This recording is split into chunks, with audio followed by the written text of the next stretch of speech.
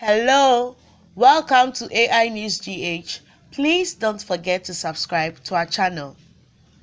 The Ghana Armed Forces Defence Mechanical Transport Battalion has commissioned a state-of-the-art conference facility which was built out of an old dilapidated lubricant store. The edifice contains a 72-seater facility equipped with 4 washroom cubicles, a projection room for training, storeroom, and a host of many others. The commanding officer of the Defence Mechanical Transport Battalion, Lieutenant Colonel Mohammed Wumbei, encouraged the unit within the Burma Camp to request the use of these facilities as a token fee to help maintain the facility and facilitate activities of their unit. This ceremony, the purpose of our gathering here is twofold. First is to adore this beautiful edifice, and secondly, to use the occasion to see off one of our own and colleague, Lieutenant Colonel Faustina Denison. Lieutenant Colonel Denison happened to be the unit second in command until her promotion to her current rank, and then posted to the General Headquarters, Supplies and Transport. This ceremony, immediately after my welcome address, the facility will be dedicated by the clergy. Thereafter, the Chief of the Army Staff will be assisted by the DST and myself to cut the ribbon, after which the facility, we shall tour the facility. Thereafter, we will have a presentation of gifts and we will receive the remarks by the Chief of the Army Staff. The need for all ranks to have an assembly place for service, paddles hour, training on other administrative activities cannot be overemphasized. Either to putting up this facility, unit training, service, paddles hour were held under the unit vehicle shed, which were not ideal and conducive because such activities were often disturbed with noise and movement of vehicles within this yard. In view of this, the decision was taken to convert an old dilapidated lubricant store into this edifice we are witnessing today.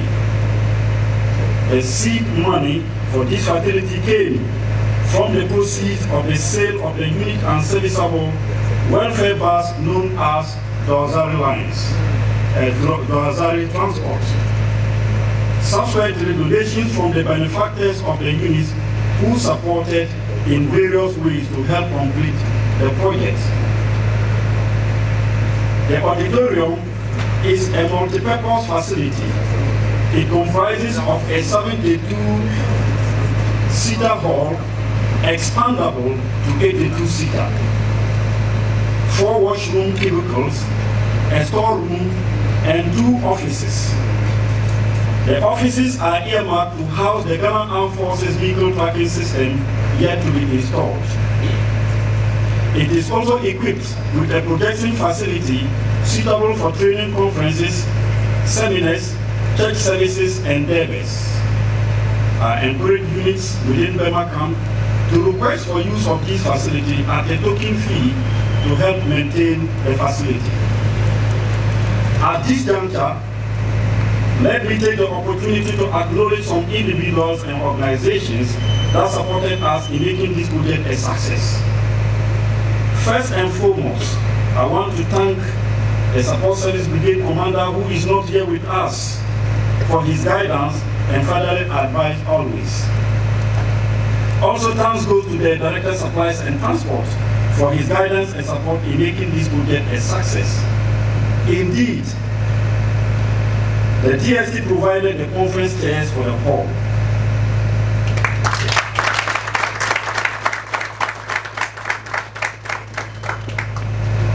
Again, I thank the Lion Roofing Company Limited for supporting us to have this beautiful roof over the building. Also, I want to thank Mr. Kap Deku, Chief Executive Officer of the Service Shop, and Elikov Enterprise for their generous support towards the completion of this project. I cannot end this acknowledgement without mentioning Hajianusa Giwa, manager of Giwa Electrical Enterprise, for her support towards the completion of this project. Also, special thanks go to the commanding officers of the 48th and 49th Indian Regiment for their ready and willingness each time I call on them for support for these projects. There are many other people who contributed in diverse ways to this project who do not want to be mentioned. To each and every one of you, I say God bless you. Speaking at the opening ceremony, the outgoing Chief of the Armed Staff, Major General William Azuri Ayamdu, after commending the battalion for undertaking the project, challenged officers to ensure proper accountability during the execution of projects so as to avoid any suspicion or accusation of corruption that he says is being peddled of late against the Ghana Armed Forces. It gives me immense pleasure to be here with you this morning to commission this beautiful edifice. I say this because you all are aware that next week I'll be leaving for good. I'll be leaving the armed forces for good. Because of that, I think some ceremonies are ongoing, and yesterday a few of you must have been at the lunch at the Arkan of Sesame. So let me seize this opportunity to thank you all for coming for that lunch.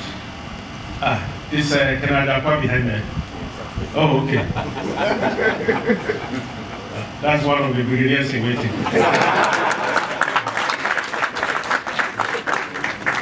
It has been signed, it will come on the 19th. Even though I was pushing that it should be immediate, it can. So thank you for inviting me for this commissioning. As I leave, my name remains here, which means that anytime I come back, I can come and look here with a pretense of looking for fuel for my vehicle.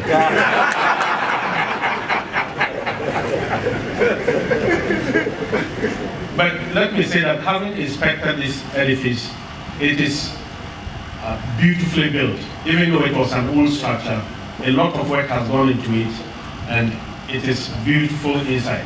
Those of you who are going on inside should get inside and look at it.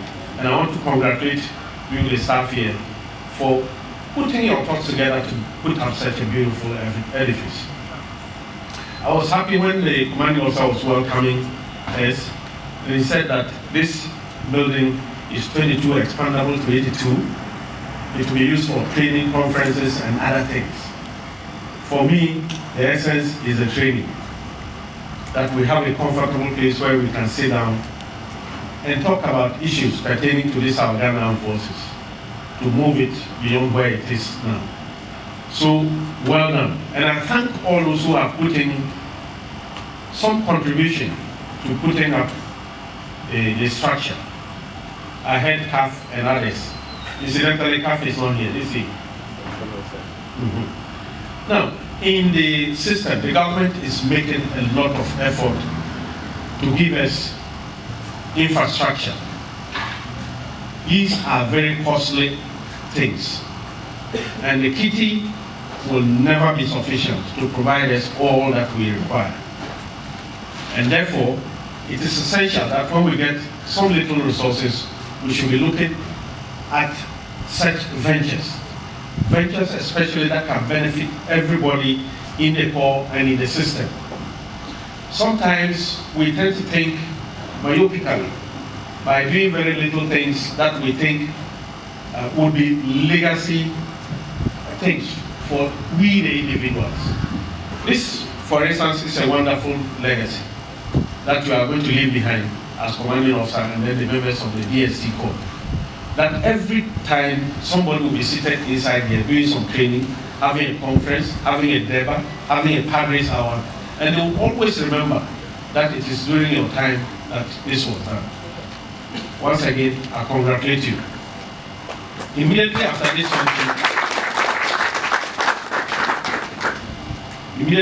this function, I'm heading to Kumasi to go and what should we say? To cut the salt for another edifice those of you who know the GOC's residence in Kumasi, he also has a guest house. I think that most of you in SNT would know generally where that place is. An old dilapidated building. And we have gladly also gotten somebody who is going to put up a better structure that can take about 30 officers, so that when we move to Kumasi for any activity, instead of going to pay money and stay in a very expensive hotel, we can stay there. And then there's also a conference part of it. There's going to be a conference aspect, and then there's going to be a restaurant also where you can go and eat. And these are the things that we should think of doing. But while we are doing these things also, we must subject ourselves to accountability.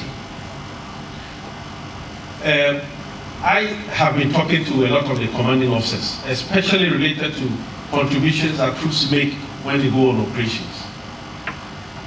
When I was in DI, I had the opportunity to read some comments that were made on the social media about we, the commanding officers or senior officers who handle such accounts. And they were not pleasant to read. We're accusing officers of using the money personally for their own benefit, and so many other things. So while we are putting up these things, let us subject ourselves to accountability, to let everybody who is under our command know that this is how much has come in, this is how much we are putting into the building, this is perhaps how much of it is left.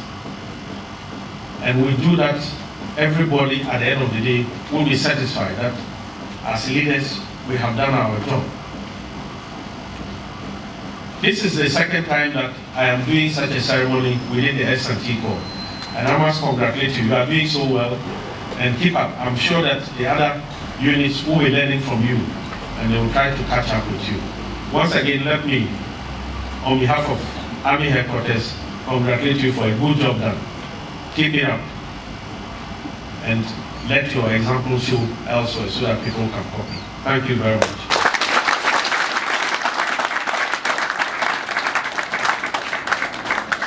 Thank you very much. A representative of the Commander Support Services Brigade, Colonel Mohammed Wumbei, and the Commanding Officer of the Defence Mechanical Transport Battalion, Lieutenant Colonel Mohammed Wumbei. They'll cut the ribbon and unveil the name of the hall, which will be followed by a tour of the facilities. Yes, sir. You are supposed to help me. Yes, sir. You help me go inside. Yes, sir. You can also. So, are you okay? If you're okay. So, I Commission in the name of the Father, the Son, and the Holy Spirit. Amen.